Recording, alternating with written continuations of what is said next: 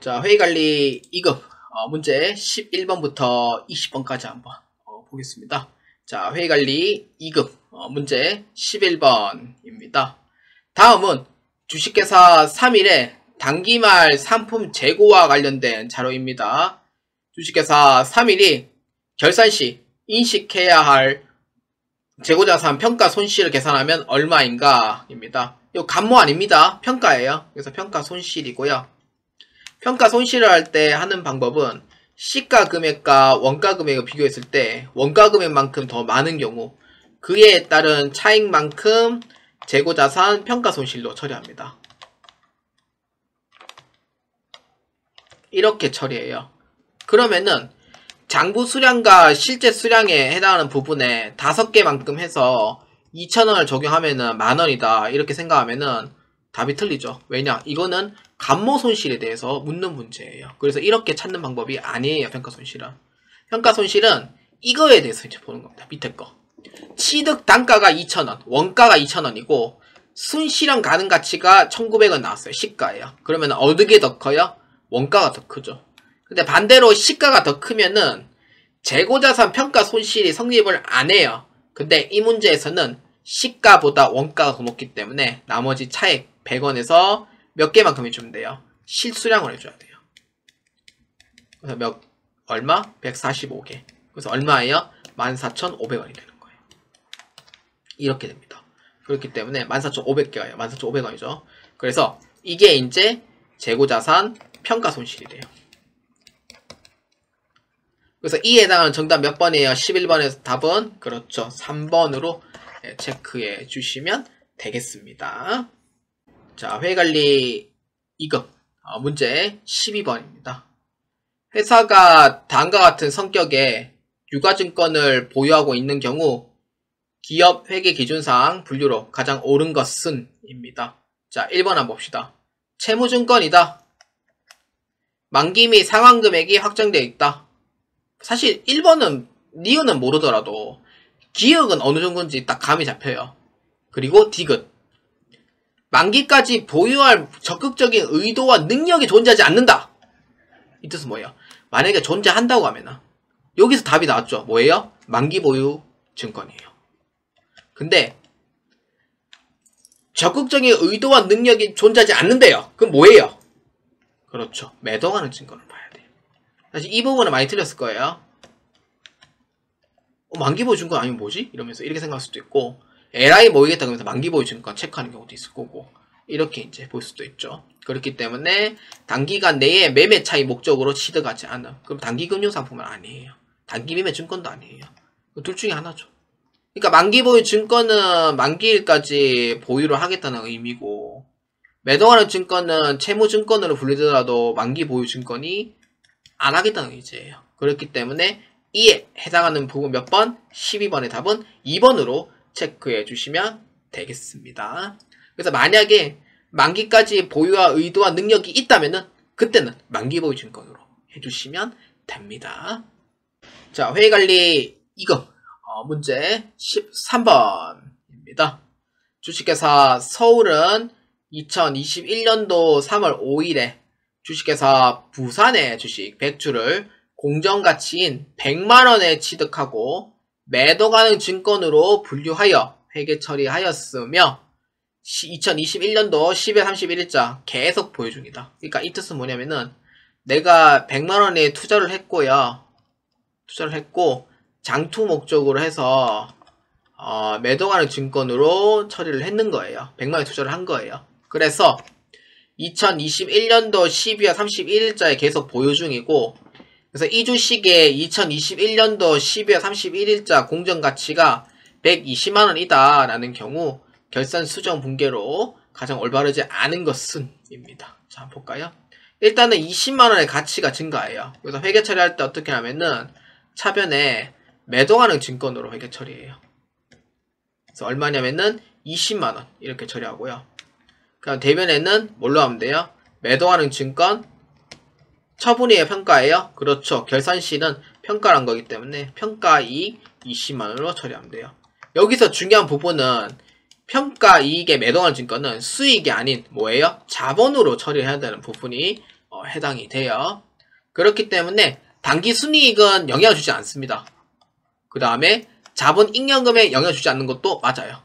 근데 자산을 20만원 증가시키는 것도 맞아요. 매도한 증권이 자산 20만원 올랐고 얘는 자본인 거는 맞지만 자본 잉여금이 아닌 뭐예요? 기타 포괄성이 계획이에요.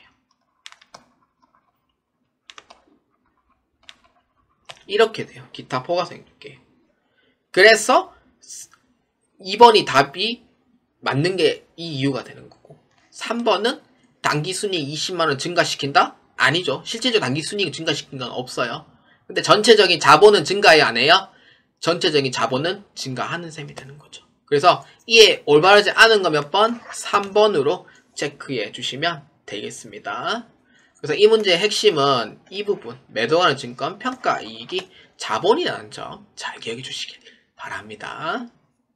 자, 회의관리 2급 문제 14번입니다. 다음은 제조업을 영위하는 주식회사 3일에 2021년 말 비유동자산 항목들의 장부 금액이다. 주식회사 3일이 2021년 말 시점에서 유형자산으로 보고해야 할 금액을 계산하면 얼마인가? 입니다. 자, 이 문제는 비유동자산의 항목 금액인 장부 금액입니다. 그래서 유형자산으로 보고해야 할 금액을 묻는 거예요. 이 시점에서. 그러면은 첫 번째는 뭐예요? 이 부분에 유형자산이 존재가 어떤 거냐? 한번 분류해 볼 필요는 있는 거죠. 자, 볼까요? 자, 기업. 투자 목적으로 보유 중인 토지. 뭐예요? 이거는 투자 부동산이죠. 유형자산이 아니에요? 아닙니다. 그 다음 2번. 건설 중인 본사 건물. 뭐 건물이니까 유형자산 맞죠? 그 다음 세 번째. 공금의 비품. 그렇죠. 비품이죠. 유형자산 맞아요? 아니에요? 유형자산이죠. 그 다음 4번. 제품 제조 중에 사용하는 기기장치. 뭐예요? 기기장치 유형자산 맞아요? 아니에요? 유형자산이죠. 맞죠? 그 다음 직원용 출퇴근 버스. 뭐예요? 차량 운반구. 유형자산 맞아요? 아니에요? 맞다. 이렇게 보아주시면 돼요. 그러면은 기업 빼고는 다 유형자산이라는 셈이 돼요. 그럼 빼고 그러면은 합치면 얼마예요? 5,500, 7,500, 8,500만원이 됩니다. 그래서 총 8,500만원 이렇게 돼요. 그래서 이에 해당하는 정답 몇 번? 14번의 답은 3번으로 체크해 주시면 되겠습니다. 자, 회의관리 2급 문제 15번입니다. 주식회사 3일은 12월 말 결산 법인이며 2021년도 4월 1일 120만원의 기기장치를 구입합니다. 이거 월할 계산해야 될 거예요. 아마 딱 적혀있죠. 자, 기기장치의 내용 연수는 4년, 잔존가치는 20만원으로 추정을 합니다. 주식회사 3일이 정해법으로 감가상각할 경우 2012년 12월 말 감가상각 누계액을 계산하면 얼마인가? 입니다. 자, 한번 볼까요? 자, 2021년도 4월 1일에 120만원에 취득을 해요. 그러면은 이때 감가상각을 할 때 정해법으로 지금 상각을 할 거예요. 정해법이니까 취득 원가에서 잔존가치만큼 빼요. 20만원. 그러면은 몇 년치 상각이에요? 4년치 상각하죠. 그래서 얼마예요? 100만원에서 4년이니까 250만원씩 상각하는 거예요. 이렇게 되는 거예요. 250만원씩 상각. 100만원이니까 25만원씩 상각이구나.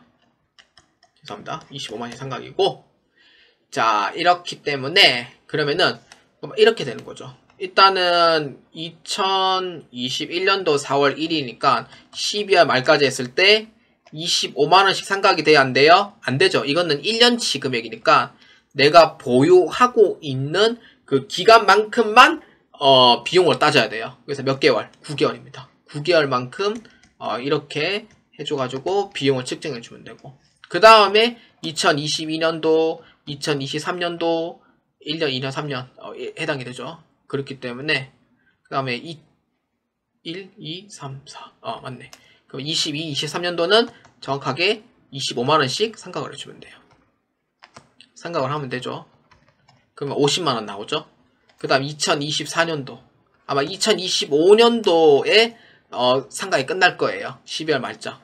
그럼 이렇게 해야지 되거든요. 제가 알기론 50만원 이렇게 아니 2025년 24년도까지 맞아요. 이렇게 된 거예요. 이렇게 해서 상각을 하면은 끝날 거예요. 그렇기 때문에 그러니까 우리는 2021년도 거를 얼마인지 이걸 찾아보고 있으니 25만원에서 9개월만큼 나눠주면 돼요. 그래서 얼마? 187,500원만큼 상각을 하더라 이렇게 모아주시면 됩니다. 그렇기 때문에 이 문제에 해당하는 정답 몇 번? 그렇죠. 1번으로 체크해 주시면 되겠습니다. 자, 회의관리 2급 문제 16번입니다. 상품 매매업을 영위하는 주식회사 3일은 2021년도 12월 29일에 상품을 외상으로 매입하였으며 이에 대한 회계 처리를 이중 기록합니다. 아이고야, 이중으로 기록했네요. 하나 그냥 지우면 그만이에요, 사실. 그래서 이를 이제 2021년 말 재무상태표에 미치는 영향으로 가장 옳은 것은 입니다. 자, 상품을 외상으로 매입했다고 되어 있어요. 그러면은 회계 처리할 때 상품 이렇게 처리를 했겠죠. 그럼 대변에 외상매입금 이렇게 회계 처리가 됐을 거예요.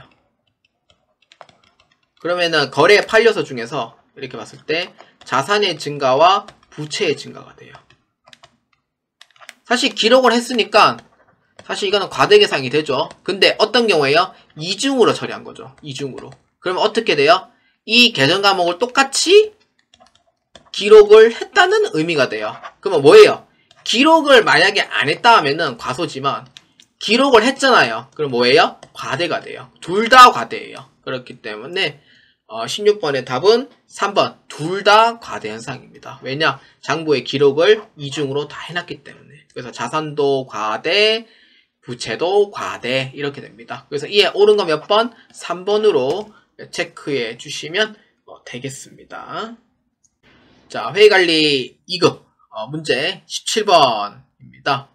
다음 자료를 이용하여 유동부채 금액을 계산하면 얼마인가? 입니다. 단, 열거된 계정 과목 중 손익계산서 계정은 존재하진 않습니다.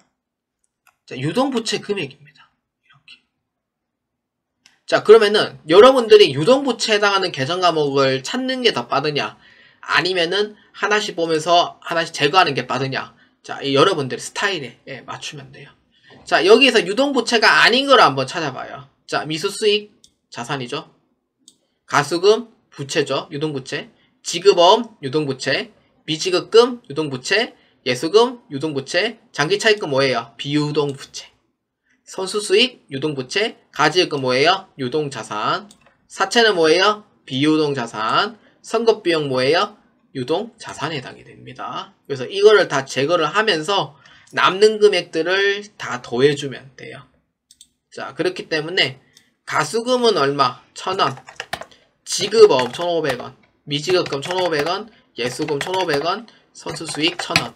그래서 이에 해당하는 총금액 얼마? 6,500원이 됩니다. 그렇기 때문에 17번에 다 몇 번이에요? 그렇죠. 3번으로 체크해 주시면 되겠습니다. 어렵지 않은 문제예요. 자, 회의관리 2급 문제 18번입니다. 다음은 주식회사 3일에 재무상태표에 공시된 계정 과목 중 일부를 순서와 무관하게 나열한 것이다. 비유동 부채 항목을 짝지어진 것으로 가장 옳은 것입니다. 이 문제는 2022년도에 비슷한 문제가 출제된 바가 있고요. 그래서 비유동 부채는요, 대표적인 4가지를 기억해 주시면 돼요. 사장 퇴임입니다. 이거를 많이 이제 기억을 해 주시더라고요. 사장 퇴임은요, 사채, 장기 차입금, 그 다음에 퇴직급여, 충당부채, 그 다음에 임대보증금 이렇게 되어 있습니다. 물론 이 계정 과목 외에 또 다른 계정 과목이 또 있긴 하지만 대표적인 계정 과목은 사장 퇴임으로 이제 많이 연결이 돼요. 그렇기 때문에 사채, 퇴직급여 충당부채 이에 해당이 되고요. 유동성 장기부채는 장기라고 들어가 있어서 이게 이제 아니고 장기에서 단기로 전환되는 분계다 보니까 이거는 유동부채에 해당하는 소속이고요. 주식반의 초과금은 다들 아시다시피 자본입니다. 그렇기 때문에 이에 해당하는 정답으로 옳은 거 몇 번? 2번으로 체크해 주시면 되겠습니다. 자, 회계관리 2급 문제 19번입니다. 주식회사 3일은 전기에 발생한 사채를 단기에 중도상환 해버립니다. 이거 빨리 갚으면 좋죠. 그 다음 자료를 이용하여 단기 손익계산서에 계산될 사채 상환 손익을 계산하면 얼마인가 입니다. 자, 중도상환 해버립니다. 자, 보면은 사채의 액면금액은 1,500만원, 상환시 사채 할인 발행 차금 잔액은 50만원, 사채의 상환금액은 얼마냐면은 1,400만원입니다. 이거 분계 처리해보면 돼요. 자, 그러면은 대변에 있던 사채는 어디로 가요? 차변으로 옮겨지게 돼요. 1,500만원. 자, 여기서 제일 중요한 부분. 상환시 사채 할인 발행 차금 잔액은 어디 들어가요? 발행시는 이제 차변에 기입되죠. 그럼 반대로 상환시는 어디에 기록하면 돼요? 대변으로 기입해주면 돼요. 그렇기 때문에 사채 할인 발행 차금은 대변에 기입됩니다. 사채가 없어지면서 할인 발행과 할증 발행은 전부 다 반대쪽으로 해서 다 없애줘야 돼요. 이렇게 되고, 그럼 사채 상환 금액은 얼마? 보통예금은 얼마? 1,400만원 상환했더라. 이렇게 보면 돼요. 그럼 나머지 50만원 뭐예요? 이익의 손실이에요? 그렇죠. 사채 뭐예요? 상환. 이익이 됩니다. 왜냐? 액면 금액보다 금액을 적게 줬기 때문에, 그래서 내가 상환했을 때 이익이 발생하게 돼요. 그렇기 때문에 사채 상환 이익 얼마? 정답은 2번 100만원으로 해주시면 되겠습니다. 자, 회계관리 2급 문제 20번입니다. 주식회사 3일은 2021년도 7월 1일 주식회사 용산을 합병하면서 현금 3천만원을 지급합니다. 주식회사 용산의 2021년도 7월 1일 현재 자산의 공정가치는 3,500만원이며 부채의 공정가치는 1,500만원입니다. 주식회사 3일이 주식회사 용산을 합병하면서 발생한 영업권을 계산하면 얼마인가 입니다. 자, 합병입니다. 합병이란 거는 A 회사와 B 회사가 있을 때 이거를 이제 같이 하나의 회사로 통합시키는 거죠. 이게 합병이죠. 합병을 할 때 상대 회사의 자산과 부채를 데리고 와야 돼요. 그렇기 때문에 자산은 차변에다가 기입을 하고요. 그 다음 부채는 대변에다가 기입을 합니다. 이렇게. 그러면은 자산의 공정가치는 얼마냐면은 3,500만원. 부채의 공정가치는 1,500만원이에요. 그 다음에 합병하면서 현금은 얼마 줬냐면은 3천만원에 기입을 합니다. 그러면은 대차 평균의 원리에 의해서 둘 다 4,500만원씩 맞아 들어가야 돼요. 그래서 어디가 비어요? 금액이? 차변이 금액이 비죠. 그래서 얼마냐면 1,000만원 이렇게 돼요. 그래서 뭐예요? 이게 바로 영업권으로 회계 처리하는 금액이 됩니다. 그래서 이에 해당하는 정답 몇 번? 2번으로 체크해 주시면 되겠습니다. 간단하게 하는 방법은 자산에서 부채를 빼면은 순재산이 나오는데 이때 순재산은 무시하고 자산과 부채 금액을 3,500만원과 1,500만원을 빼면은 2천만원이 나와요. 2천만원에서 현금 지급액을 3천만원을 빼면은 그 마이너스 1,000만원 나올 텐데 이게 2천만원이 영업권에 해당하는 금액이다. 또 이렇게 또 설명할 수가 있습니다. 그렇기 때문에 여러분들의 편안한 그 스타일로 한번 해주시면 되겠고요. 그래서 이에 해당하는 정답 몇 번? 2번으로 체크해 주시면 되겠습니다.